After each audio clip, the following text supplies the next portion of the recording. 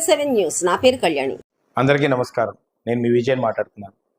రేపు 10వ తారీఖుని సాయంత్రం 4 గంటలకి CBM కాంపౌండ్ దగ్గర మొత్తం అశేష ప్రజానికం మొత్తం కూడా ఒక ర్యాలీగా బయలుదేరిపోతున్నాం.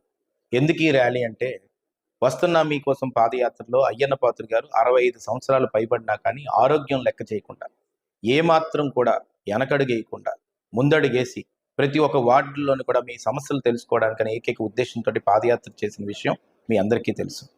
నర్సీపట్నం టౌన్లో కానీ, బొడ్డుపల్లిలో కానీ, బలిఘట్టంలో కానీ ఎంతో అశేష ప్రజానికం రాత్రి 9:50 ఆ సమయంలో కూడా వచ్చి ఆయన్ని ముందుకు తీసుకెళ్తూ, ఆయన వెన్నంటే ఉంటూ, వాళ్ళు కష్టాలని చెప్పుకుంటూ ప్రజాగలాన్ని వినిపిస్తూ ముందుకెళ్ళారు. ఆ వస్తున్న మీకోసం పాదయాత్ర అత్యంత విజయవంతంగా జరిగింది, ముందడుగేశారు.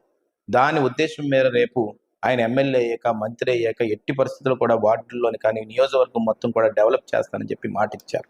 అందుకనే 10వ తారీఖు సాయంత్రం 4 గంటలకు CBM కాంపౌండ్ దగ్గర అశేష ప్రజానికం నియోజకవర్గం నలుమూలల నుంచి వచ్చి ఆయన ముందడిగేసి ముందుకు తీసుకెళ్తూ రేపు సాయంత్రం 4 గంటలకి మొత్తం కార్యకర్తలు, ప్రజలు అందరూ కూడా CBM కాంపౌండ్కి 4 గంటలకు వస్తే అక్కడి నుంచి మోర్ జంక్షన్ వరకు కూడా ఈ వస్తున్న మీకోసం బహిరంగ ర్యాలీని ముందుకు తీసుకెళ్తూ లాస్ట్లోని ఒక సభ పెట్టుకొని దానికి సీఎం రమేష్ గారు, నర్సిరెడ్డి గారు తెలంగాణ నుంచి, అయ్యన్న పాత్రుడు గారు ఈ ర్యాలీలో పాల్గొనడం జరుగుతుంది. కాబట్టి అందరూ వచ్చి ఆశీర్వదించవలసిందిగా కోరుతున్నాను.